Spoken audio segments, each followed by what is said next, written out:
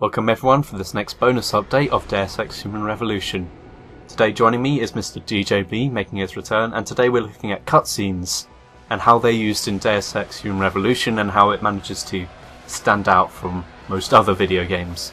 Well, really that begs the question, like, what purpose do cutscenes really serve in other video games? Well, if you look at most modern video games, they tend to be very standard cinematography and basically you're evaluating any plot points and really an excuse from you being in a different location. You're in a different set piece at each mission, usually in video games. So a cutscene's just filler explaining why that's there, and there's not really much going on in terms of cinematography or mise-en-scène or even character interaction. Right, okay. Well, a lot of people praise games that completely, eschew cutscenes, like, say, Half-Life, where things happen around you. Do you not feel that would have had a significance here, or...? Well, a lot of people have said in the thread, actually, that they kind of miss how in the original Deus Ex, that you could go around. There weren't really cutscenes. You could go around and kill a character during a cutscene, and that kind of destructs some of the narrative that I'm sure the developers and the writers wanted to keep here. But also it means that if it's bad voice acting in a game like Wolfenstein 2009, yeah, where there weren't cutscenes but you were standing around, you'd be standing around staring at someone, unloading exposition while you were jumping up and down and gaffing around. And the cutscene is basically there, so you can also skip through it and miss it. Oh, by the way, here's some extra footage of exploration before I got to Jensen's apartment.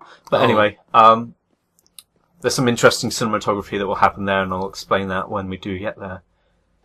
But as I was saying, it wasn't the original Deus Ex, but that means you can destruct the narrative. Cutscenes essentially in Deus Ex allow there to be a more stricted narrative and allow the developers to tell a certain story, but Deus Ex, through the gameplay, still allows you to have some freedom with some of the programming being very well thought out and having different cutscenes for different situations. So it completely segregates, say, the cutscenes from the gameplay, but then the gameplay is so well designed that that's okay for it to do. Yeah, and I also, as a side note, have to compliment Deus Ex on making the game very cinematic. And it's obviously like a film, and a lot of people praise it for being cinematic, and that really means through the cutscenes and how they're done, there's lots of subtleties, which we're going to see in a minute with Jensen. Well, you've been deconstructing those through the whole LP. I mean, you've gone on whole tirades over the smallest thing just because of the amount of detail. This is during the cutscene and the actual character interactions of what it means in film.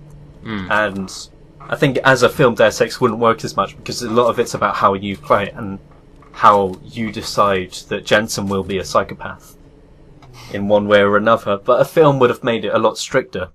Well, a psychopath or a sociopath, depending Both. on whether you're...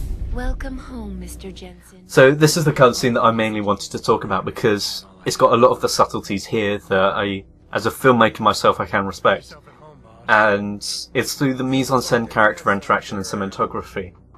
We've got a nice shot here with Jensen in the distance about to pour himself a drink, and of course his boss a drink. Convention center right now, urging the UN to investigate.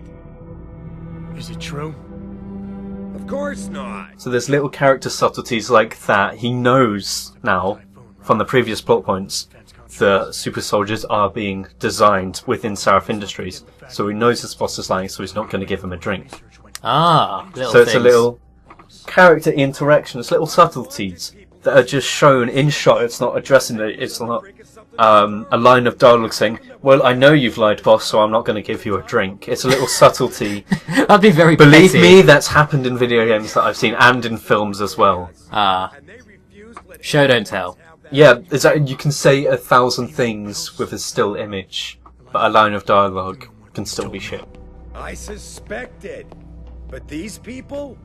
They're like ghosts. So here we have more character interaction through cinematography. Now, usually if you look at cinematography, whoever's high in frame has more power.